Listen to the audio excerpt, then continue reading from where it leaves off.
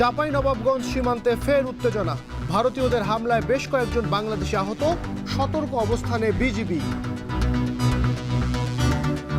আম গাছ, তারপর মনে করেন বড় গাছগুলো আছে, তারা অতর্কিতভাবে গাছগুলো কেটে দিয়ে নিয়ে চলে যাচ্ছিল। ওই দিক থেকে ঢেল আসছে, পাটকেল আসছে, এদিক থেকে আমরা কিছু ঢেল ছুঁড়েছি, কারণ আমাদের জীবন তো বাঁচাতে হবে, আমাদের দেশকে তো রক্ষা করতে হবে।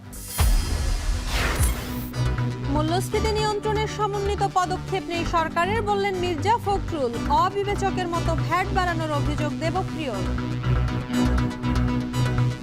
চলতি অর্থ বছরের মাঝপথে হঠাৎ করে ভ্যাট শুল্ক বৃদ্ধি করলো, যা সহজ কিন্তু জনগণের জন্য কল্যাণকর নয়। কিভাবে অবিবেচকভাবে ভ্যাট বৃদ্ধি করা হয়েছে?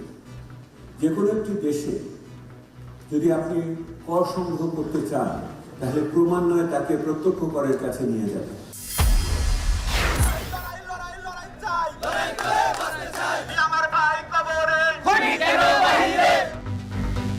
ছাত্রলীগের সন্ত্রাসী কার্যক্রমের বিচার চেয়ে ছাত্র দলের পদযাত্রা, ঐক্য ভাঙার চেষ্টা হলেও ঐক্যবদ্ধ ছাত্ররা। ফেসিবাদের দোসররাই আবার পুনরূপে তারা ছাত্র রাজনীতিকে নিষিদ্ধ করার জন্য একটা ফায়দারা করতেছে। ছাত্র জনতার যে ঐক্য গড়ে উঠছে, সেই ঐক্য রক্ষার স্বার্থে আমরা বাংলাদেশ জাতীয় ছাত্র দল সর্বোচ্চ সহনশীল। পশ্চিমবঙ্গে আরজিকর ধর্ষণ ও হত্যা মামলায় হাসপাতাল কর্মী সঞ্জয় দোষী সাব্যস্ত, সর্বোচ্চ শাস্তির বিষয়ে জানা যাবে সোমবার।